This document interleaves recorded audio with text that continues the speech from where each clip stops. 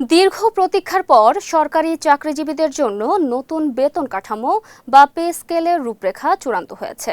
প্রস্তাবিত কাঠামোয় মূল বেতন সর্বোচ্চ 50% পর্যন্ত বাড়ানো, পেনশন সুবিধায় বড় সমন্বয় এবং বিভিন্ন ভাতা পুনর্নির্ধারণের উদ্যোগ নেওয়া হয়েছে। সূত্র জানিয়েছে, নতুন পে স্কেলের গ্যাজেট যে কোনো সময় প্রকাশ হতে পারে।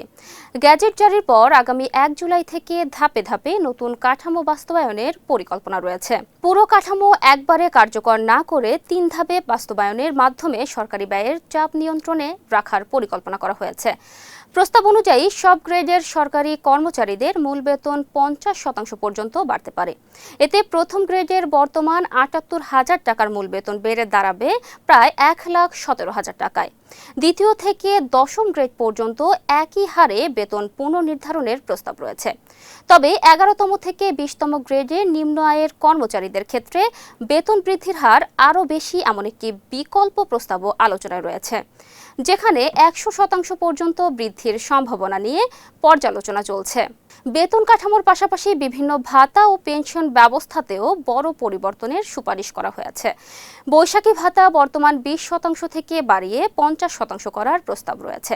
একই সঙ্গে 11 থেকে 20 গ্রেডের কর্মচারীদের টিফিন ভাতা 200 টাকা থেকে বাড়িয়ে 1000 টাকা করার সুপারিশ করা হয়েছে। শিক্ষা ভাতাও পুনর্নির্ধারণের আওতায় আসছে। বর্তমানে মাসিক 1500 টাকা শিক্ষা ভাতা বাড়িয়ে 2000 টাকা করার প্রস্তাব দেওয়া হয়েছে, যা মূল্যস্ফীতির চাপ বিবেচনায় আনা হয়েছে বলে সংশ্লিষ্টরা জানিয়েছেন। পেনশন সুবিধাতেও উল্লেখযোগ্য পরিবর্তনের প্রস্তাব রয়েছে।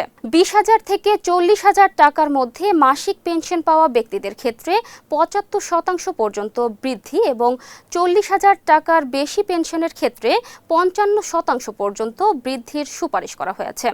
সরকারি পরিকল্পনা অনুযায়ী গ্যাজেট প্রকাশ ও প্রশাসনিক প্রক্রিয়া শেষ হতে আগস্ট বা সেপ্টেম্বর পর্যন্ত সময় লাগতে পারে। তবে সুবিধাগুলো জুলাই থেকে কার্যকর ধরা হবে। ফলে চাকরিজীবীরা পরে বকেয়াসহ বর্ধিত বেতন ও ভাতা পাওয়ার সুযোগ পাবেন।